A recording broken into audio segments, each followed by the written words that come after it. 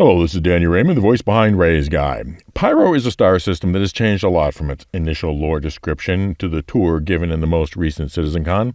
The official reason for this is that the initial lore was written before procedural planets, so the goal was then to give reasons why you can't visit places rather than reasons why you should. And that's a good top-line reason, but there are sub-points as well. We've been waiting for a second system for so long that anything less than a big increase in playable area would have been a disappointment. There's also something of a competition among science fiction games right now, No Man's Sky, ED Odyssey, Starfield, to have the most impressive planetary technology. So showing lots of explorable area keeps up with competition. Remember how one of the main worries about Starfield was that most of the planets might be boring rocks? Well, you don't want to be showing off your own boring rock, now would we? But lore is a funny thing. Its strength is its consistency. The con in Retcon is consistency. Retroactive consistency. Retcon.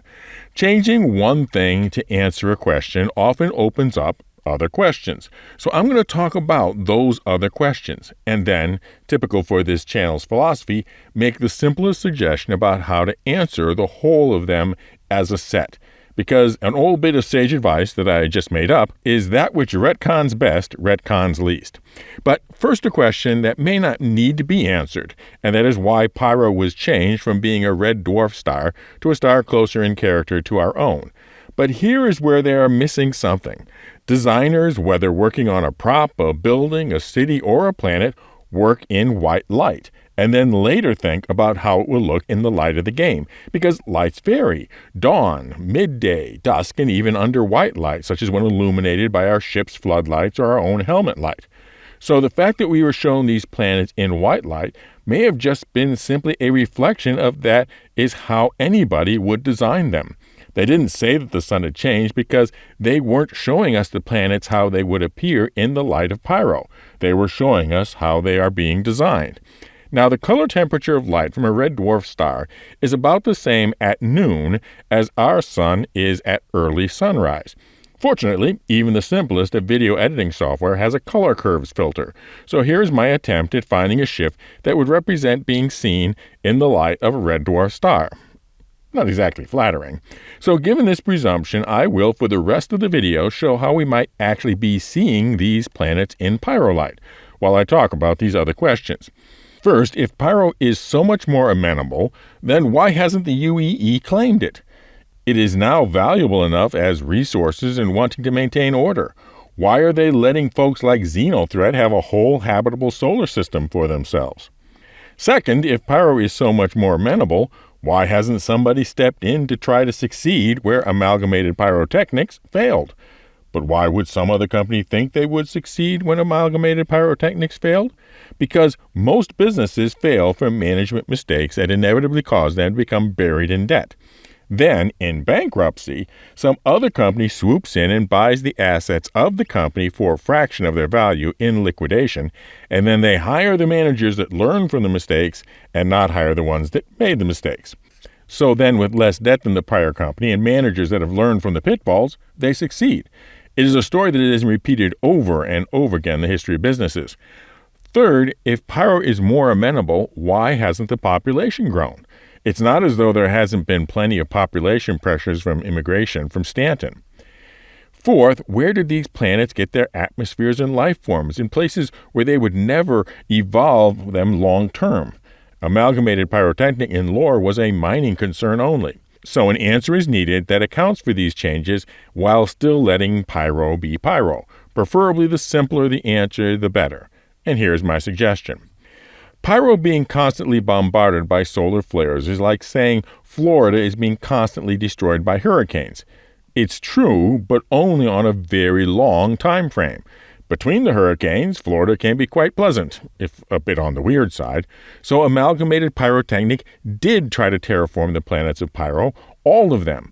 But every time they got much progress, the solar storms would flare up and they would be set back. But they were so encouraged by the in-between progress that they kept pouring in effort and money. hoping to eventually be able to create a biosystem able to sustain itself against the storms. The fact that they were a mining company and not an eco-engineering company is exactly why they didn't see the reality that the further the ecology formed, the more, not less, it was being set back when the storms happen. So that is why most of the planets have barely functioning ecosystem.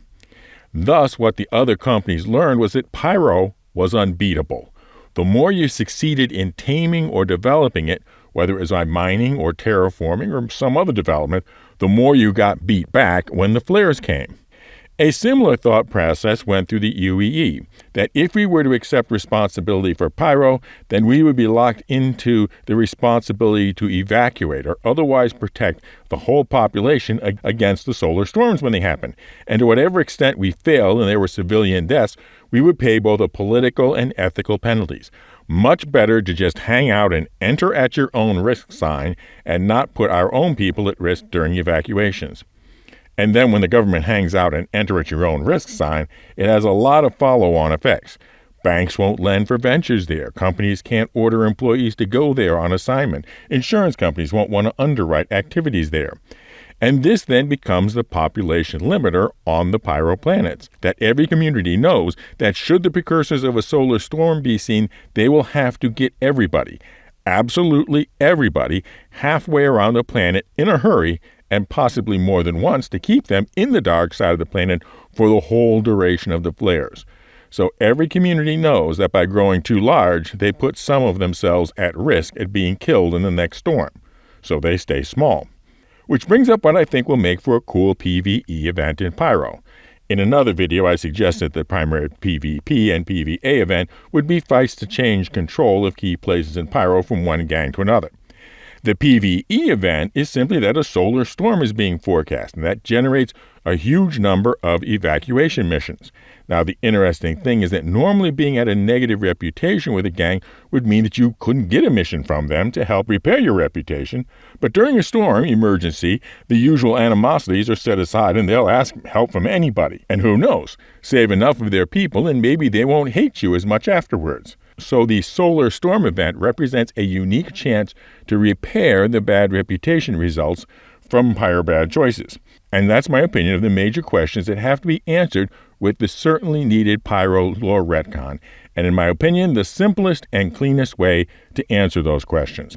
Now, for an update on our Grow the Channel ship giveaway, as of recording, we are at 93% of the subscriber goal and 100% of the membership goal, or the IAE Expo, whichever happens first, to give away to some lucky player their choice of the Anvil Liberator, the ship-shipping ship for shipping your ships, or the Misk Odyssey long-length look-ahead launcher lorry. One entry per video. Members, prior to the publication of the winning video, are entered automatically. And if the winner is a member as of the publication date of the winning video and at the drawing time, remember that if you let your membership expire, they will win both the Liberator and the Odyssey. For non-members, just subscribe and comment, somehow including the secret word. And the secret word for this video is the piece of sage advice that I just made up. Fly safe, keep it real, and I'll see you in the verse. This is Danny Raymond for Ray's Guide.